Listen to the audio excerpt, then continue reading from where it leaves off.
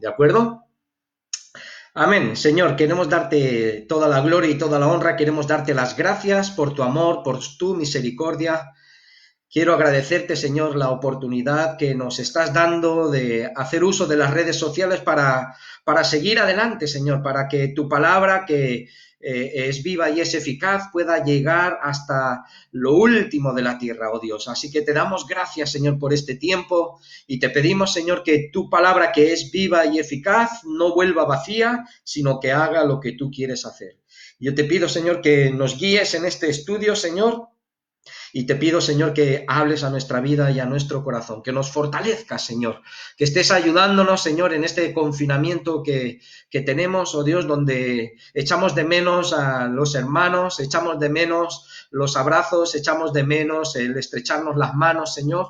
Yo te pido, Dios, que nos fortalezcas en medio de este tiempo, en el nombre de Jesús. Queremos pedirte también, Señor, que estés guardando y cuidando de todos aquellos que están con enfermedad, Señor, que tú los sanes, que tú estés guardando y cuidando de nuestros mayores, Señor, que tú estés cuidando y guardando de aquellos que son más vulnerables en este tiempo, Padre. Yo te pido que pongas tu mano de protección. Tú has prometido que el infierno no puede contra tu iglesia, Señor, y yo lo creo, Señor, y así lo proclamo en el nombre de Jesús. Gracias te damos. Amén y amén. Aleluya. Gloria a Dios. Muy bien, vamos a ir al tema. Este es el artículo número 2 de la Declaración de Fe de las Asambleas de Dios. Y este artículo lo que dice exactamente es que creemos en un Dios único, existente y revelado en las Escrituras, en la persona del Padre, del Hijo y del Espíritu Santo, ¿de acuerdo? Así que, ¿cómo vamos a definir esto? Pues esto es lo complicado. Hoy voy a intentar mostrar qué significa todo esto. Lo haré lo más fácil posible y intentaré explicarlo además también de una manera práctica, ¿vale? Una de las mejores definiciones que encontramos está en la Declaración de Fe de Westminster. Esta declaración dice que Dios es un espíritu infinito, eterno e inmutable en su ser, sabiduría, poder, santidad, justicia, bondad y verdad. Ahora, ¿qué quiere decir todo esto? Pues que Dios es un ser personal, no material, consciente de sí mismo, y Él mismo decide manifestarse estando en todas partes. Él es omnisciente, conocedor del pasado y del futuro. Él es omnipotente, que realiza con poder todo lo que el poder puede hacer. Él es santo, tiene que ver con la santidad, es un atributo moral perfecto, revelando los principios básicos de su carácter, ¿de acuerdo? Él es eterno, no tiene principio ni final temporal, ¿de acuerdo? Él es eterno, hay una diferencia entre eternidad e infinito. No es lo mismo algo infinito, que siempre ha tenido un principio, aunque sea infinito, pero no eterno. Eterno es sin principio y sin final temporal. Es inmutable, es perfectamente constante en su carácter y en su relación con sus criaturas, ¿de acuerdo? Así que eso es un poco la definición de todo esto. Ahora, ¿de qué forma se revela a sus criaturas? Pues para revelarse a nosotros se usa una palabra compuesta de tres, la palabra tres y la palabra unidad. Ahí es donde sale triunidad o trinidad, ¿de acuerdo? La definición de la Real Academia Española de la Lengua declara que es la distinción de tres personas divinas en una sola y única esencia, ¿ok? Así que esta es la parte complicada. Aquí es donde se complica entender y explicar todo esto. La palabra Trinidad no se encuentra en la Biblia, pero es la mejor palabra que se nos ha dado para entender esa forma tripartita en la cual Dios existe según lo revelado en las Sagradas Escrituras, ¿de acuerdo? Dios no es un Dios de tres cabezas, como dicen los testigos de Jehová, ni es una trilogía de tres dioses, como dicen los mormones. La palabra Trinidad significa triunidad, o sea, tres en uno. Esto significa que hay un Dios que existe eternamente como tres personas, que cada una de ellas posee toda la plenitud de la deidad y que cada una de estas personas posee todos los atributos de Dios. Las tres personas de la divinidad son perfectas en unidad, iguales en deidad y sin embargo son distintas en función. Estas tres personas son Dios el Padre, Dios el Hijo, Dios Espíritu Santo y son el único Dios verdadero. No son tres dioses, sino que hay un Dios verdadero, solamente un Dios. Esto nos puede parecer confuso a nuestra mente finita como seres humanos, pero yo me pregunto, ¿realmente podremos esperar encajar un Dios infinito en nuestras mentes tan pequeñas? O sea, como criaturas limitadas, no podemos esperar que sepamos todo lo que hay que saber acerca de la Trinidad. Hay el misionero John Wesley, misionero y maestro John Wesley o Juan Wesley, expresa lo siguiente: muéstrame una lombriz que pueda comprender al hombre y yo te mostraré a un hombre que puede comprender a un Dios trino. Fíjate que es muy parecido a lo que dice Isaías en el capítulo 55, versículo 8, Isaías 55:8, que dice: mis pensamientos no son vuestros pensamientos, ni mis caminos vuestros caminos, dice el Señor, porque como los cielos son más altos que la tierra, así son mis caminos más altos que vuestros caminos y mis pensamientos que vuestros pensamientos. El apóstol Pablo también escribe ahí en 1 Corintios 13:12, ¿no? Dice: porque ahora vemos por espejo, oscuramente, mas entonces veremos cara a cara. Ahora conozco en parte, pero entonces conoceré como fui conocido. Así que muchas veces intentamos entender todas las cosas, pero es un poco complicado. Ahora, yo sí que quiero dejar de una manera práctica para que podamos entender. Lo he hecho en alguna otra ocasión. Y yo uso un huevo. Aquí tenemos un huevo normal. Lo he cogido de la nevera. Y para poder entender lo que es la Trinidad, ¿no? Esto es un huevo, ¿de acuerdo? Ahora, el huevo está formado por tres partes, ¿de acuerdo? La parte externa, que es la cáscara, ¿vale? Esto es la cáscara, ¿vale? Luego tiene otra parte que es la yema, que la he metido aquí en este vaso, ¿de acuerdo? Lo vemos aquí. Y luego tiene una tercera parte, la clara, esto es la clara, ¿vale? Y esto es la yema, ¿de acuerdo? Así que esa es la manera, ¿no? Todo, esto es cáscara, esto es clara, esto es yema, ¿de acuerdo? Pero estas tres cosas juntas es un huevo, ¿de acuerdo? Así que el título de esto es el huevo, que tiene tres partes diferentes. Y Dios sería el título de las tres personas: Padre, Hijo y Espíritu Santo. ¿De acuerdo? Eso es un poco, no sé si os he ayudado en algo, yo creo que es una manera de poder entenderlo. Ahora vamos a mirar lo que la Biblia revela acerca de Dios como Trinidad, ¿de acuerdo? Acerca de Dios como Trinidad. La enseñanza bíblica de la Trinidad la podríamos resumir con tres declaraciones básicas. La primera, que solo hay un Dios. La segunda, que Dios es en tres personas: Padre, Hijo y Espíritu Santo. Y la tercera declaración, que cada una de estas personas es plenamente Dios. Así que vamos a mirar a cada uno de estos puntos en detalle para mostrarnos lo que la palabra de Dios nos enseña, ¿vale? Lo primero es saber el origen de la Trinidad, ¿no?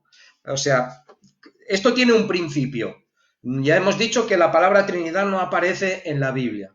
Entonces, ¿de dónde surge la Trinidad, la enseñanza de la Trinidad? Pues esto surge que a medida que la Iglesia crecía, también crecían los grupos herejes y maestros falsos que negaban la deidad de Cristo y del Espíritu Santo.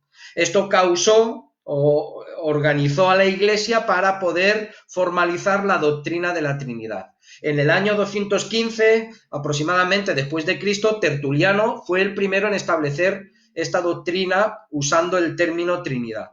Algunas de las falsas doctrinas que se levantaron en aquella época, por ejemplo el agnosticismo, es la ciencia que existía ya desde tiempo de los apóstoles y que fue fuertemente condenada por Pablo en la carta a los Colosenses o por Juan en la primera epístola que él escribe. Entonces ahí vemos cómo estos agnósticos negaban la deidad de Cristo y lo presentaban como un superángel que amaba, que salía de Dios, ¿no? Que emanaba de Dios, que era un ser inferior a Dios. Una de las pruebas más fuertes de la iglesia primitiva fue la de los herejes arrianos, lo que hoy en día son los testigos de Jehová. Y fue esta herejía la que motivó a la iglesia primitiva a poder formalizar la doctrina. Los modernos arrianos, los testigos de Jehová, son entonces politeístas, porque ellos han traducido, han hecho una nueva versión, conocida como la nueva versión, la versión del Nuevo Mundo de la Biblia, y ellos han escrito en Juan capítulo 1, versículo 1, de la siguiente manera: en el principio la palabra era, y la palabra estaba con Dios, y la palabra era un Dios. O sea, si nosotros estudiamos y profundizamos en esta porción, nos damos cuenta que su forma de creer en Cristo como un Dios y creer en el Señor como un Dios verdadero, creer en Jehová como el Dios verdadero, los convierte en politeístas, que creen en más de un solo Dios. Esta es también la creencia de los mormones, quienes creen que el Padre, el Hijo y el Espíritu Santo son tres dioses separados, además de creer que existen otros dioses. La palabra de Dios, la traducción de Juan 1.1 en la Biblia, nos enseña que Jesucristo existe desde el principio con Dios y que era Dios, no un Dios, lo cual contradice claramente esa enseñanza de los testigos de Jehová, de que Cristo fue creado después, pero que Dios estuvo solo antes. Otra herejía que impulsó a la formalización de la doctrina trinitaria fue la de la sociniana, o los unitarios de hoy en día. Todas estas doctrinas que estamos mencionando tienen las enseñanzas erróneas, ¿vale? Tienen en común toda la enseñanza que comparten hacia Cristo, ¿vale? Sacándolo de la deidad, sacándolo del ser el Señor y el Salvador. ¿De acuerdo? Así que esto es un poco de cómo surge la doctrina de la Trinidad, la causa del por qué surge esta doctrina. El primer punto hemos dicho que es que solo hay un Dios. Desde Génesis hasta Apocalipsis, la Biblia deja claro que solo hay un Dios, y el mandamiento más grande declara que solo hay un Dios que es digno de nuestro amor y obediencia. Lo que se conoce como la Shema, ¿vale? En Deuteronomio capítulo 6, versículo 4 y 5, dice: oye Israel, el Señor nuestro Dios, el Señor uno es. Y amarás al Señor tu Dios con todo tu corazón, de toda tu alma y con todas tus fuerzas. El adorar a otros dioses es en realidad una horrible ofensa contra el Señor, que le provoca a celos. Dios aborrece la idolatría. El primer y segundo mandamiento del Decálogo dejan claro a Israel que solo podían adorar al Señor. Dios les dice: yo soy el Señor tu Dios, que te saqué de la tierra de Egipto, de casa de servidumbre. No tendrás dioses ajenos delante de mí. No te harás imagen ni ninguna semejanza de lo que está arriba en el cielo, ni abajo en la tierra, ni en las aguas debajo de la tierra. No te inclinarás a ellas, ni las honrarás, porque yo soy el Señor tu Dios, fuerte, celoso, que visito la maldad de los padres sobre los hijos, hasta la tercera y cuarta generación de los que me aborrecen. Así que el Señor deja claro que Él es el único Dios y que no hay otros dioses aparte de Él. Y además esto se repite 4 veces en los versículos aquí en Isaías capítulo 45.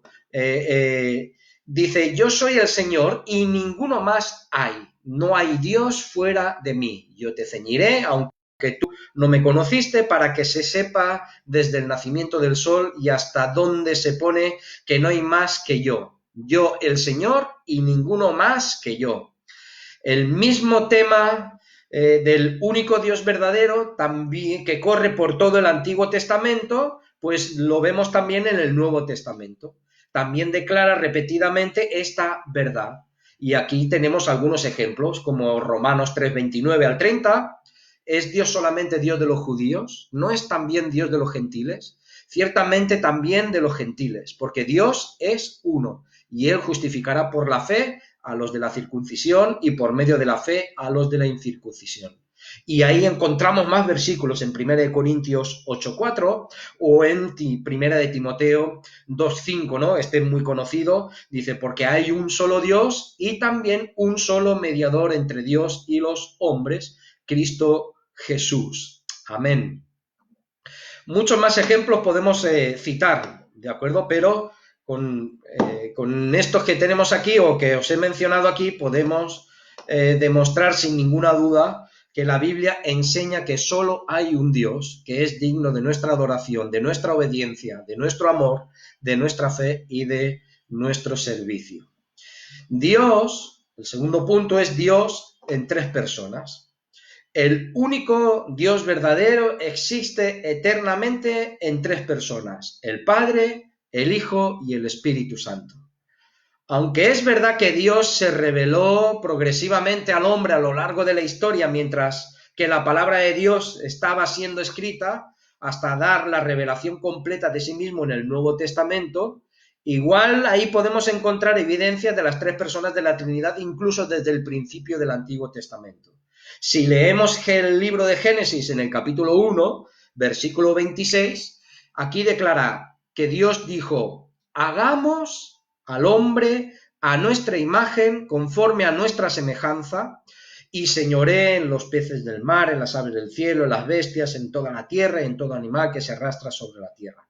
Aquí vemos que el hagamos y nuestra imagen aquí no puede referirse a ángeles, ya que los ángeles no ayudaron a Dios a crear nada, y el hombre no fue creado a imagen de los ángeles. El hombre fue creado a imagen de Dios, como así también vemos en el siguiente versículo, en el versículo 27. Por lo tanto, hay un argumento muy fuerte en este versículo que acabamos de leer que nos muestra la pluralidad de la naturaleza de Dios. Más de una persona está hablando aquí. Esto es la Trinidad que está tomando consejo consigo misma.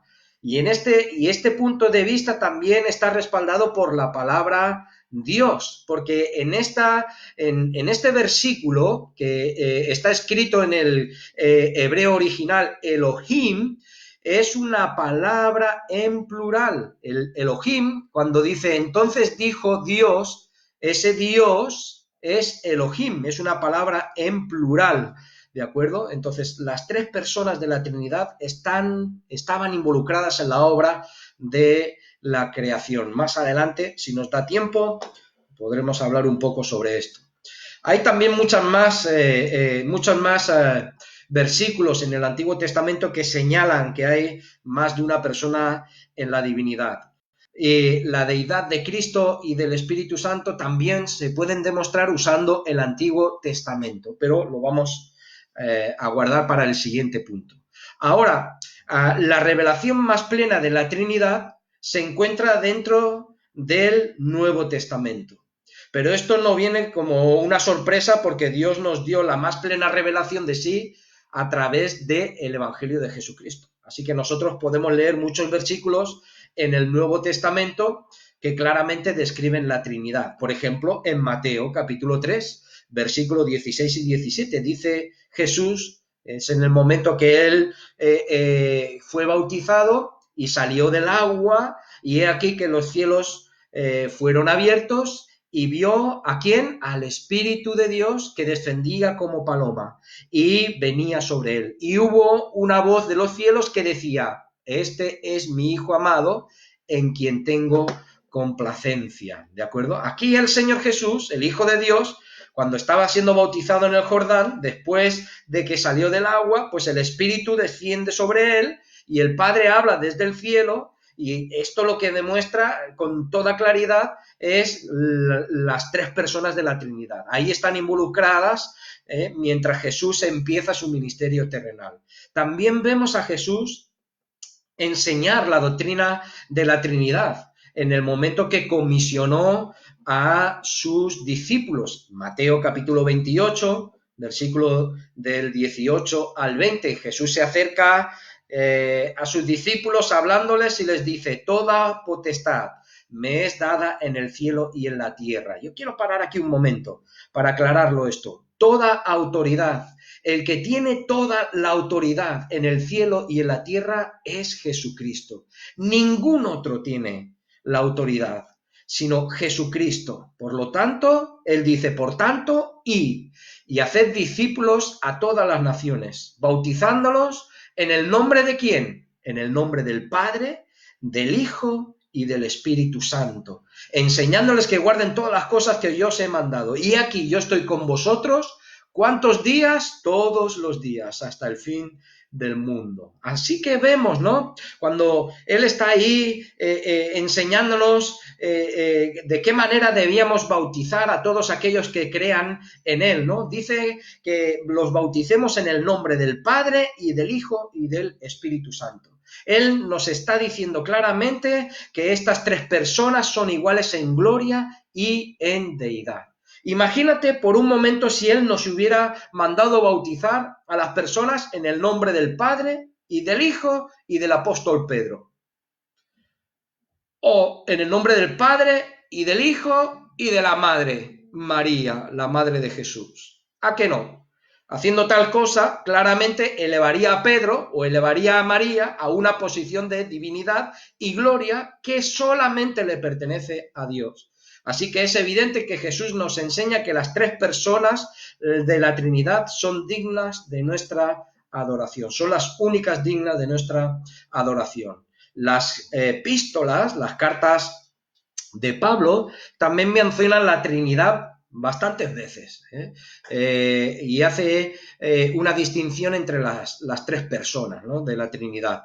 Aquí encontramos, os puedo mencionar algunos ejemplos, ¿no? En 2 de Corintios, capítulo 13, versículo 14, dice que la gracia del Señor Jesús, el amor de Dios y la comunión del Espíritu Santo sean con todos vosotros, ¿de acuerdo? En primera de Pedro, capítulo 1, versículo 2, dice que fuimos elegidos según la presciencia, de Dios Padre en santificación del Espíritu para obedecer y ser rociados con la sangre de Jesucristo. Gracia y paz os sean multiplicadas, ¿no? En Judas, capítulo 1, versículo 20 y 21, dice: pero vosotros, amados, edificando sobre vuestra santísima fe, orando en el Espíritu Santo, conservaos en el amor de Dios, esperando la misericordia de nuestro Señor Jesucristo para vida eterna. Hay muchísimos otros pasajes de la Escritura que demuestran una clara distinción entre los miembros de la divinidad.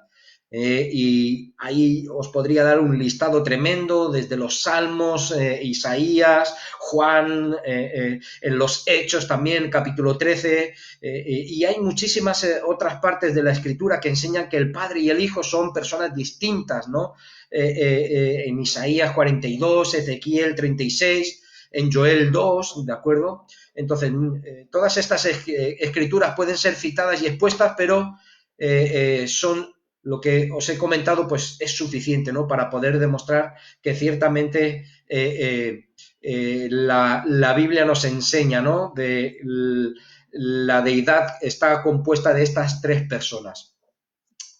Voy a mencionar también una herejía que surgió a partir del siglo III después de Cristo, llamada el modalismo. Esta herejía niega la Trinidad al decir que Dios es en realidad una persona que solamente se aparece a las personas de diferentes modos o diferentes formas, ¿no?, en diferentes tiempos. Es decir, ellos dicen que en el Antiguo Testamento Dios se manifestó como el Padre, en los Evangelios como el Hijo y a la Iglesia como el Espíritu Santo.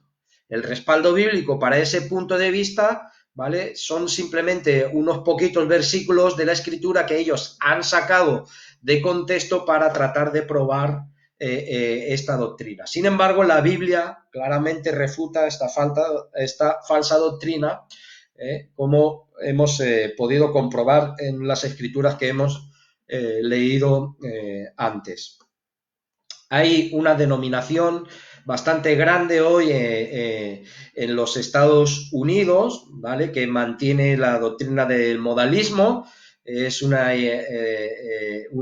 organización que se conoce como la Iglesia Pentecostal Unida, ¿vale? Hay otros nombres que llevan, ¿vale? Los modalistas, pentecostales unitarios, los apostólicos, estos sobre todo están en México. Sus desviaciones de la verdad bíblica en ese tema los colocan fuera de la esfera del cristianismo bíblico, ¿no? Y, en fin, esto es un poco, un poco de información que os quería dejar sobre las diferentes corrientes que hay en contra de la Trinidad. Muy bien, el punto 3 es que cada persona de la Trinidad es plenamente Dios. No, o sea, cada una de estas personas es plenamente Dios, quiere decir que el Padre es plenamente Dios, así como también lo es el Hijo y lo es el Espíritu Santo. El Hijo no es mitad Dios, ni el Espíritu Santo un pedazo de Dios, ni una fuerza emergente, ¿no? Como dicen también por ahí, creo que son los testigos de Jehová, ¿no? Sino que cada persona es enteramente Dios en sí misma. Entonces, individualmente, cada miembro de la Trinidad es Dios y colectivamente todos son Dios.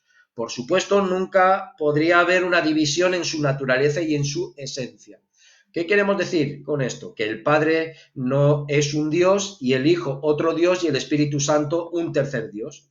Estamos diciendo que solamente hay un Dios y cada persona es Dios y Dios está en armonía perfecta consigo mismo.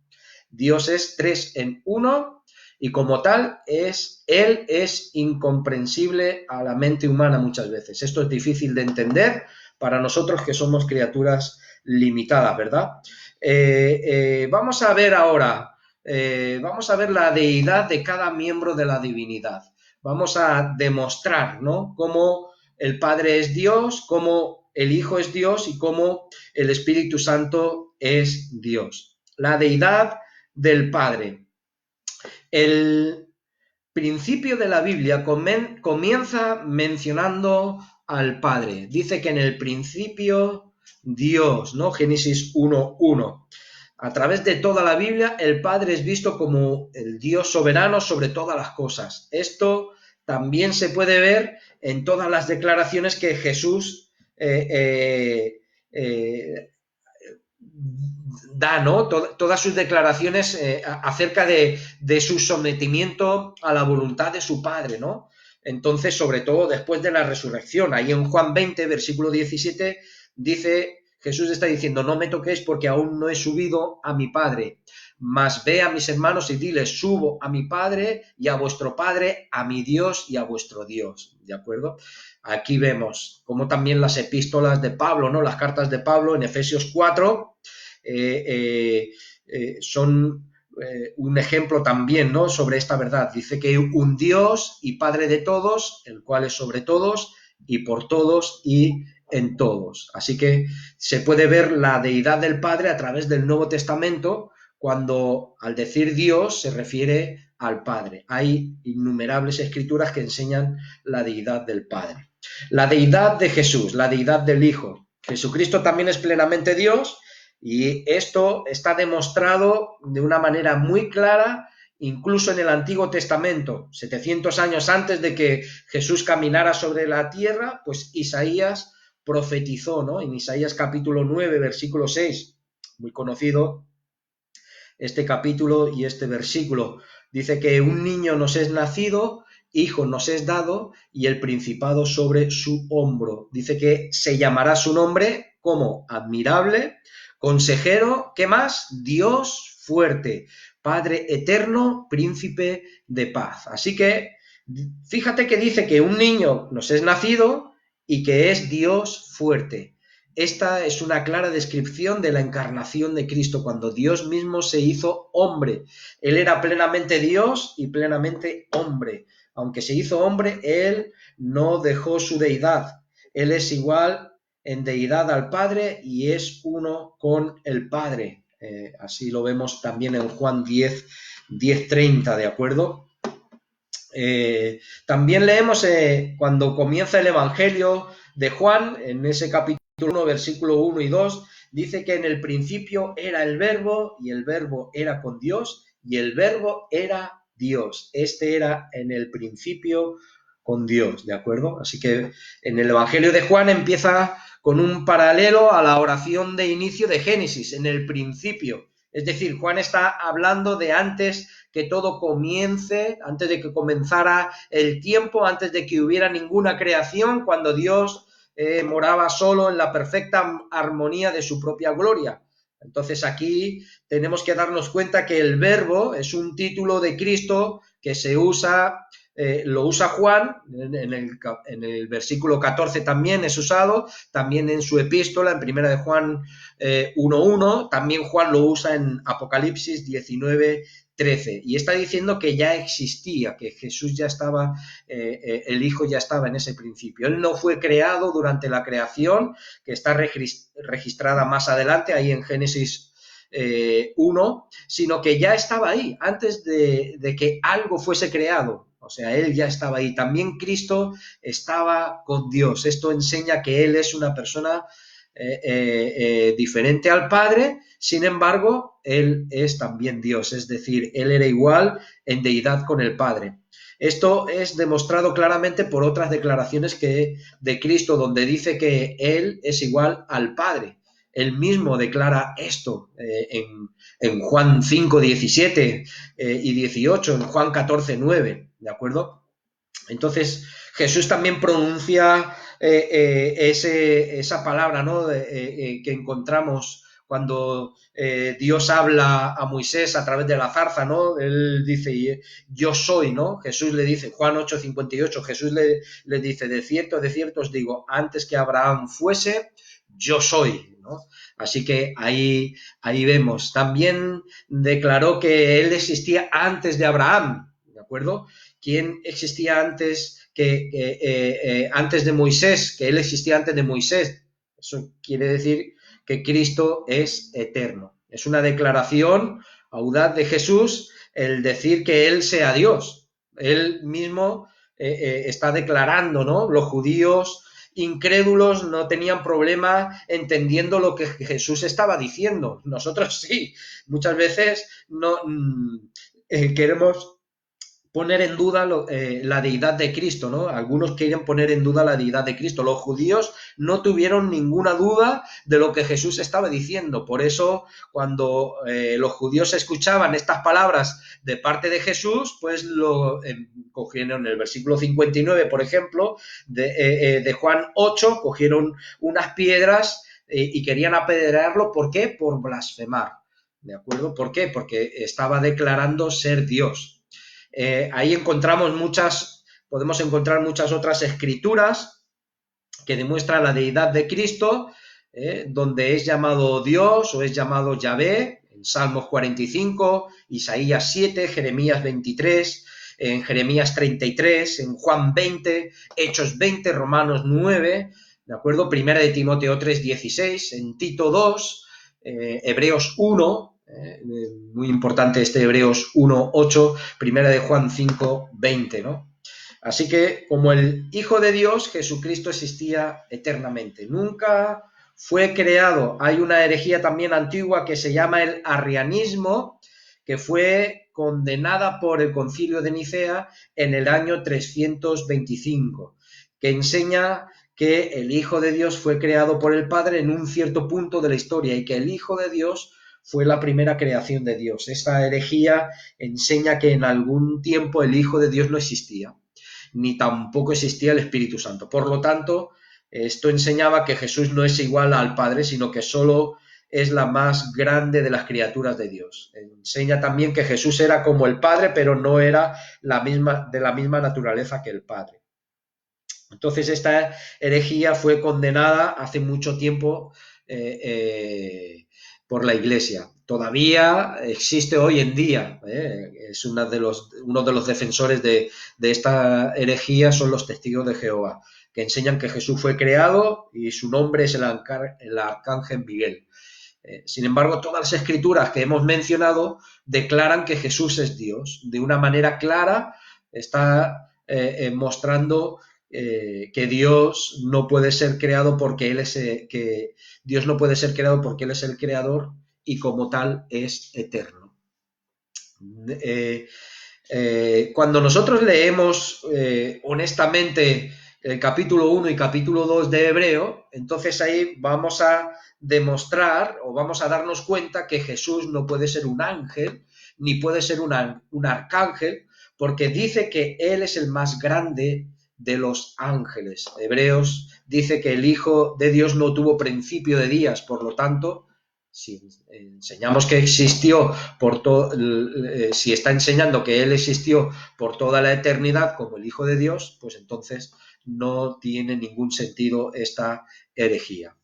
Vamos por último, la deidad del Espíritu Santo. Vamos a ver si nos da tiempo de ver toda esta parte, perdón, pero estoy un poco constipado. El Espíritu Santo también es plenamente Dios. Leemos en el libro de Hechos que el apóstol Pedro llama al Espíritu Santo Dios. ¿De acuerdo? Ahí lo vemos en Hechos, capítulo 5, versículo del 1 al 5. Pero otro hombre llamado Ananías, con Safira, su mujer, vendió una heredad y sustrajo del precio, sabiéndolo también su mujer, y trayendo solo una parte, la puso a los pies de los apóstoles. Y dijo Pedro a Ananías: ¿por qué llenó Satanás tu corazón para que mintieses al Espíritu Santo y sustrajeses del precio de la heredad? Reteniéndola no se te quedaba a ti, y vendida no estaba en tu poder. ¿Por qué pusiste esto en tu corazón? No has mentido a los hombres, sino a Dios. Y al oír esto, al oír a Ananías estas palabras, cayó y expiró. Y hubo un gran temor sobre todos los que lo oyeron. Así que fíjate cómo Pedro le está diciendo a Ananías: has mentido al Espíritu Santo, y luego le está diciendo: no has mentido a los hombres, sino ¿a quién? A Dios. Así que Pedro claramente asocia al Espíritu Santo con Dios mismo. El Señor Jesús también exalta al Espíritu Santo al lugar de la deidad en su reprimenda a los fariseos, ¿no? Porque ellos, por blasfemar contra el Espíritu Santo. Mateo capítulo 12, versículo 31 a 32, dice: por tanto os digo que todo pecado y blasfemia será perdonado a los hombres, mas la blasfemia contra el Espíritu no les será perdonada. A cualquiera que dijere alguna palabra contra el Hijo del Hombre, le será perdonado, pero al que hable contra el Espíritu Santo, no le será perdonado, ni en este siglo ni en el venidero. Así que Jesús asocia el Espíritu Santo con Dios, al decir que es posible blasfemar contra el Espíritu Santo. Es un pecado que no tiene perdón. Jesús también asocia al Espíritu con Dios ahí en Lucas 11:20, cuando él dice que él echaba fuera demonios por el dedo de Dios. Sin embargo, en un texto paralelo, en Mateo 12:28, Jesús está diciendo que él echaba fuera demonios por el Espíritu de Dios. Él enseñó que el Espíritu era Dios.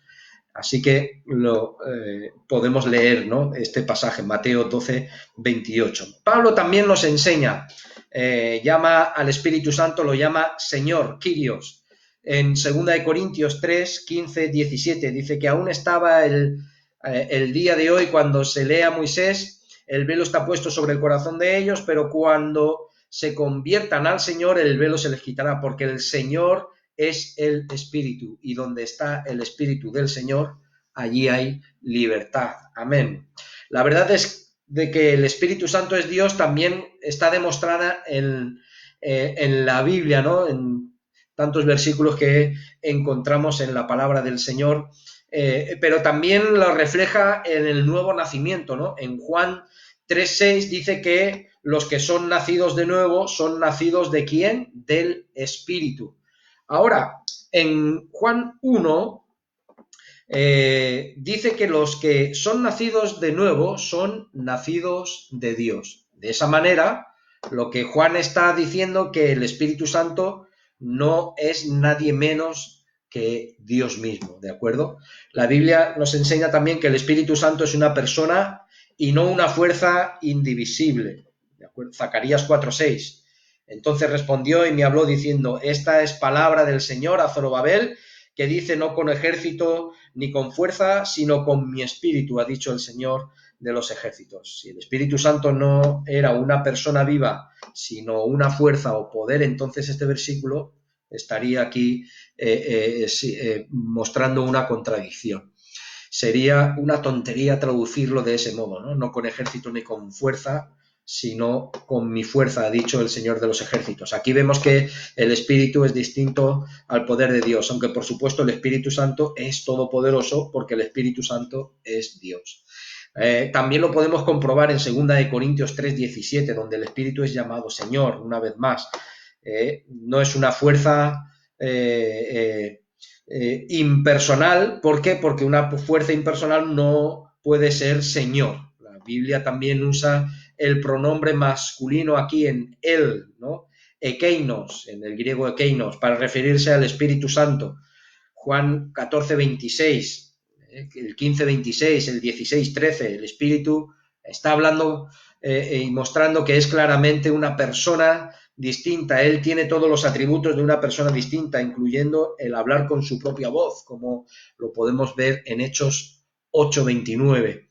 También prohibiendo ciertas acciones en Hechos 16, dando testimonio a los hijos de Dios en Romanos 8:16, intercediendo por nosotros, como así lo declara Pablo en Romanos 8:26 y 27.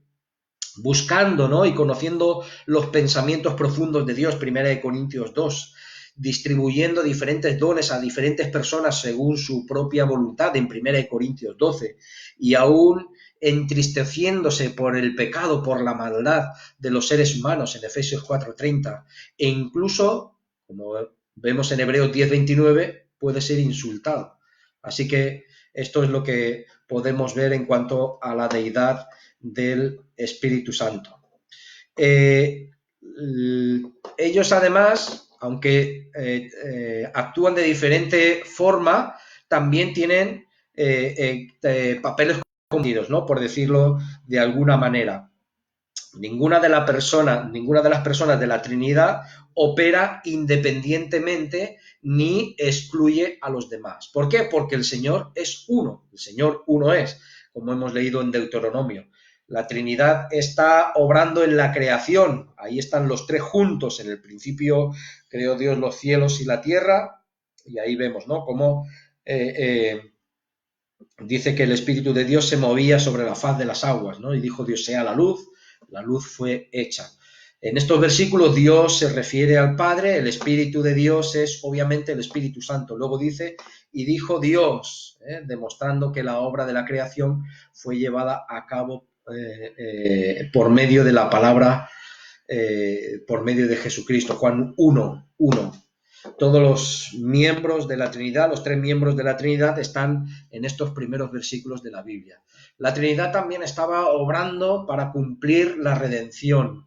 El Padre envía al Hijo, en Juan 3:16, 17, el Hijo descendió y dio su vida para salvar a los pecadores, Romanos 5:8, y el Espíritu Santo convence, llama y regenera a los pecadores, ¿no? Que se arrepienten, Juan 3:6, el 6:33, el 16:8. En Romanos 8:29-30 también vemos la Trinidad obrando para redimir a los escogidos, ¿no? El Padre es aquel que los conoce de antemano y los predestina para ser conformados a la imagen de Cristo. El Espíritu es aquel que los llama con un llamado eficaz, y el Hijo es aquel que derramó su sangre y resucitó para que puedan ser justificados y glorificados. Amén. Aunque la Trinidad siempre obra junta, ¿vale? En perfecta unidad y armonía, en cualquier cosa que Él desea cumplir, aunque ningún miembro jamás actúa independientemente de los otros, y aunque Dios es un ser, es decir, uno en esencia, en naturaleza y gloria, ¿vale? No son, como hemos dicho ya, no son tres dioses, sino uno solo, pero también la Biblia enseña que hay una distinción de papeles en la Trinidad. Cada miembro no tiene la misma función que los otros, ¿vale? Este es un punto que debemos recordar, que el Padre, el Hijo y el Espíritu Santo son iguales en deidad, en atributos, en gloria, y que la diferencia en orden de funciones de ninguna manera quita esa naturaleza esencial de ninguno de los miembros. En otras palabras, el hecho de que el Hijo tiene una diferente función o papel que el Padre, en la manera en que se relaciona con el Padre y con la creación, no significa que el Hijo es menos importante que el Padre en su divinidad y en su esencia. Y lo mismo se aplica al Espíritu Santo. Lo que la Biblia nos enseña acerca de los diferentes papeles de las personas de la Trinidad en relación a sí mismas y a la creación, en ninguna forma está disminuyendo su naturaleza. Lo que hace es mostrarnos una perfecta unidad. Cada persona de la divinidad tiene una función única que es diferente, pero que sin embargo está muy relacionada a la función de las otras. Así que hemos demostrado cómo la Trinidad estaba involucrada en la obra de la redención, con una perfecta unidad para llevar a cabo el plan de Dios en la salvación de los seres humanos. Pero aunque las tres personas de Dios obraban juntas como Dios, como un solo ser, en la obra de la redención, cada uno también tiene una función específica al salvar a los pecadores.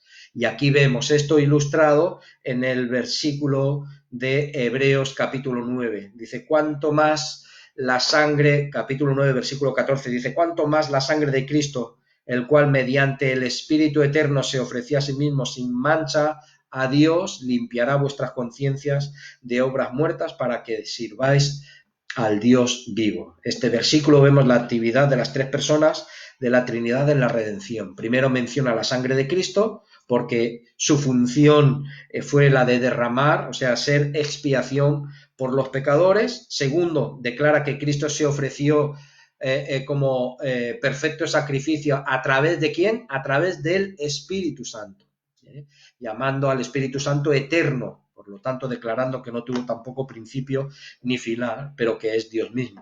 Y tercero, dice que Cristo se ofreció a sí mismo a Dios, el Padre, cuando murió en la cruz. Entonces aquí vemos, ¿no? Cada persona de la Trinidad tiene un papel diferente en la cruz. El Hijo derrama su sangre como ofrenda propiciatoria, el Espíritu Santo fortalece para cumplir esa obra, el Padre recibe el sacrificio sin mancha como la sustitución de nuestra vida, ¿no? En cuanto a la redención, cada persona de la Trinidad tenía una función específica para realizar. Y ahí podemos ver en 1 Corintios capítulo 15, ¿no? Versículo 28. Aquí el apóstol Pablo explica que Cristo tiene que reinar hasta que haya puesto a todos sus enemigos bajo sus pies, y él dice que el postrer enemigo que será destruido es la muerte, ¿no? Eso es 1 Corintios 15, 26. Pero después de que Cristo haya puesto todo bajo sus pies y haya cumplido el propósito eterno de Dios en la salvación, se someterá al Padre por la eternidad. Pero luego que todas las cosas le estén sujetas, entonces también el Hijo mismo se sujetará al que le sujetó a él todas las cosas, para que Dios sea todo en todos. Así que el Hijo aquí se somete al Padre, y el papel del Hijo es obedecer y honrar al Padre. También lo vemos esto en Juan 5:30 o en Juan 8:49.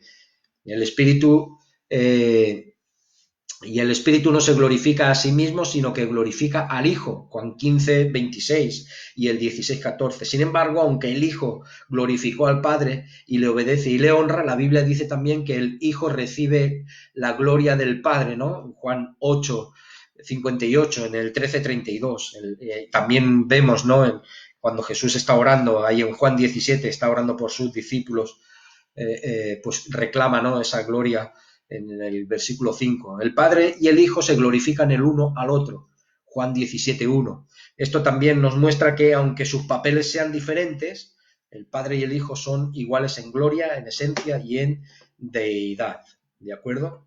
Así que creo que hasta aquí lo vamos a dejar. Dejaremos las aplicaciones prácticas para la siguiente lección, ¿de acuerdo?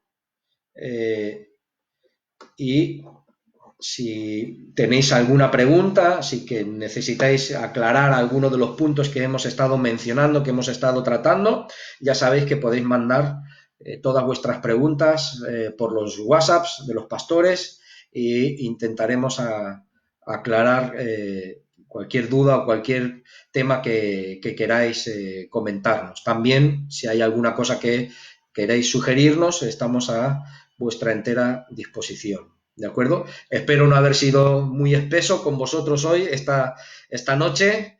Y nada, que el Señor nos bendiga y nos dé fuerza y ánimo para seguir adelante. Vamos a hacer una oración, si os parece, y así terminamos este estudio de hoy. Amén. Señor, queremos darte las gracias por tu amor y misericordia. Quiero darte las gracias porque tú eres fiel. Quiero darte las gracias porque tu palabra es viva y es eficaz. Gracias, Señor, porque podemos aprender y podemos conocer más y más acerca de ti.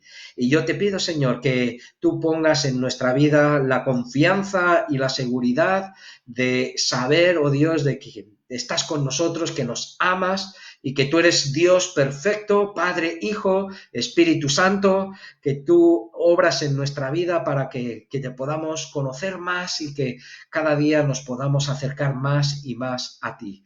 Así que tú que has empezado la buena obra en nosotros, sabemos y confiamos que la vas a perfeccionar y que la vas a terminar hasta la venida de Jesucristo. Gracias te damos por todo esto, en el nombre de Jesús. Amén.